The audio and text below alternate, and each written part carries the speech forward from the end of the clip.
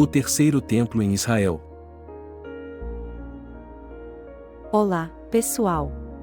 Sejam bem-vindos ao meu canal, onde eu compartilho com as profecias bíblicas e os acontecimentos atuais. Hoje vamos falar sobre o terceiro templo em Israel e quais são as últimas informações sobre esse assunto tão importante para os cristãos. Vocês sabem o que é o terceiro templo e por que ele é tão esperado. Vamos descobrir juntos. O terceiro templo é o nome dado ao templo que os judeus querem reconstruir em Jerusalém, no lugar onde ficavam os dois primeiros templos destruídos pelos babilônios e pelos romanos. O templo é considerado o lugar mais sagrado do judaísmo, pois era ali que Deus habitava e se manifestava ao seu povo. O templo também era o centro da adoração, dos sacrifícios e das festas religiosas.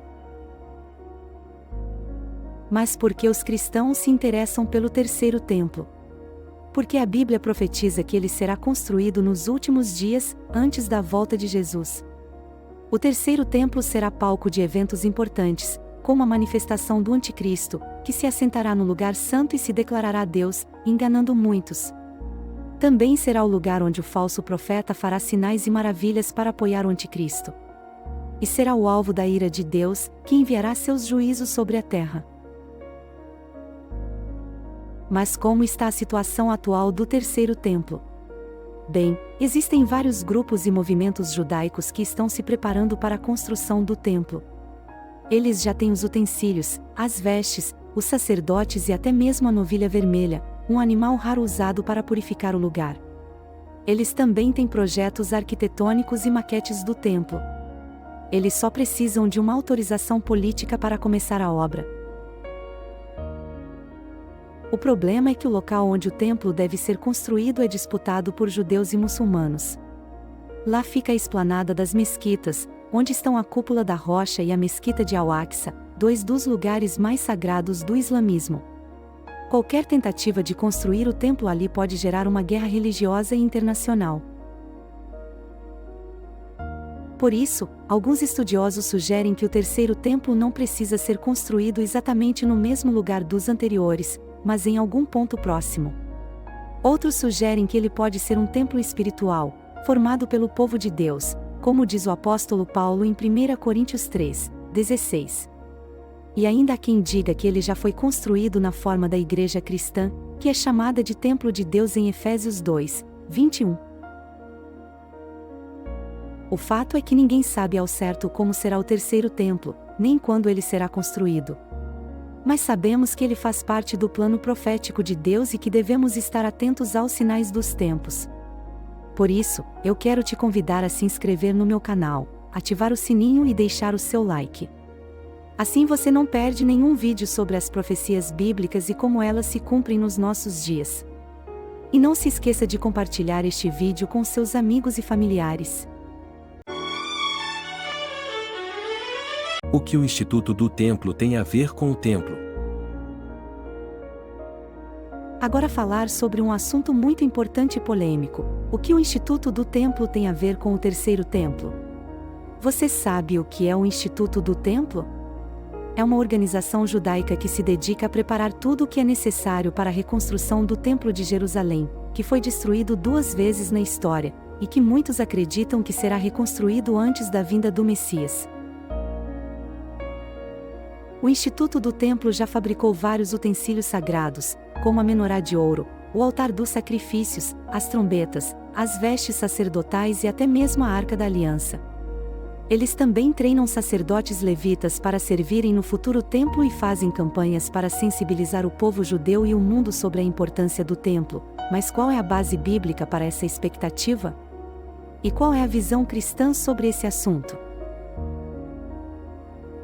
A Bíblia fala sobre um terceiro templo em várias profecias, como em Daniel 9, 27, 2 Tessalonicenses 2, 4 e Apocalipse 11, 1 ao 2. Esses textos indicam que haverá um templo em Jerusalém nos últimos dias, onde o Anticristo se manifestará e profanará o lugar santo, exigindo adoração.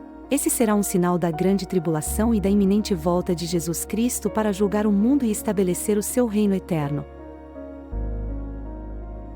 No entanto, a Bíblia também ensina que o templo de Deus não é mais um edifício físico, mas sim um povo espiritual, Em 1 Coríntios 3, 16 ao 17, Paulo diz que nós somos o templo de Deus e que o Espírito Santo habita em nós. Em Efésios 2, 19 ao 22, ele diz que nós somos edificados sobre o fundamento dos apóstolos e profetas, tendo Jesus Cristo como a pedra principal da esquina, e que juntos formamos um templo santo no Senhor. Em 1 Pedro 2, 4 ao 5, Pedro diz que nós somos pedras vivas que se.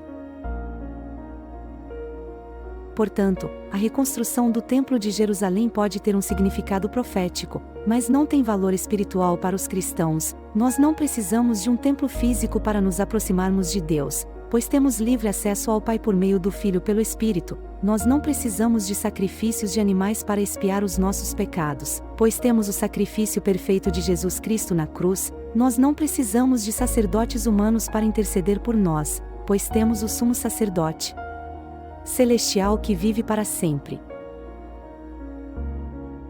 Em conclusão, o Instituto do Templo pode ser visto como um instrumento para cumprir as profecias bíblicas sobre o terceiro templo, mas não como uma obra divina ou uma bênção para a humanidade. O verdadeiro templo de Deus é formado por todos os que creem em Jesus Cristo como Senhor e Salvador, e que esperam pela sua gloriosa vinda. Neste vídeo, tivemos a oportunidade de acompanhar o andamento do projeto do Terceiro Templo em Jerusalém, que é um dos assuntos mais relevantes para a escatologia bíblica. Vimos como os judeus estão se preparando para reconstruir o templo no mesmo lugar onde ficavam os antigos templos de Salomão e Herodes, e como isso pode desencadear conflitos políticos e religiosos na região. Também vimos como a Bíblia profetiza sobre o terceiro templo e qual será o seu papel nos eventos finais da história humana. Agora, quero concluir este vídeo com uma oração baseada em algumas citações bíblicas que nos inspiram a confiar em Deus e a esperar pelo seu reino. Vamos dobrar os nossos joelhos e orar juntos. Pai Celestial, nós te louvamos e te agradecemos por nos revelar a tua vontade através da tua palavra, que é lâmpada para os nossos pés e luz para o nosso caminho. Sabemos que os teus planos são perfeitos e que tu tens o controle de todas as coisas, pois tu és o Alfa e o Ômega, o princípio e o fim. Nós te pedimos que nos deis sabedoria e discernimento para entender os sinais dos tempos e para viver de acordo com a tua vontade, pois tu disseste, e eis que venho sem demora. Guarda o que tens, para que ninguém tome a tua coroa. Ajuda-nos a ser fiéis a ti, a testemunhar do teu amor e da tua salvação em meio a um mundo que jaz no maligno. Pois tu disseste, e nisto conhecemos o amor, que Cristo deu a sua vida por nós, e devemos dar nossa vida pelos irmãos. Nós te agradecemos por nos ouvir e por nos responder segundo a tua graça e misericórdia, pois tu és bom e compassivo, longânimo e grande em benignidade. Nós te pedimos tudo isso em nome de Jesus Cristo, nosso único mediador e advogado, aquele que vive e reina contigo na unidade do Espírito Santo. Amém. Obrigado por assistir este vídeo. Se você gostou, deixe o seu like, compartilhe com os seus amigos e se inscreva no canal para receber mais conteúdos como este. Que Deus te abençoe ricamente.